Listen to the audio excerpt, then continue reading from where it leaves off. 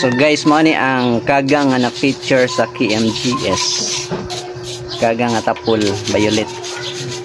So here's how to prepare alikway or the kagang violet. So dapat bago siya lutuin, tanggalan mo na siya ng dumi niya. So ayan po guys. So, kanang po may kuhaon ma. Dapin na no. Kani kuhaon pud ni.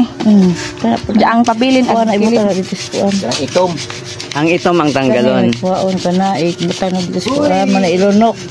So yan, the black one guys. So you have to remove that guys because that is the the dumi. Ana ilahi utang bungol o panakot. All right. Okay. So now you know guys how to mangukab na tapol. Sa ako po. Naspol guys ang gwapo nga kambal there is limasawa guys. Asay mong kambal? Tasod di ay nagtago.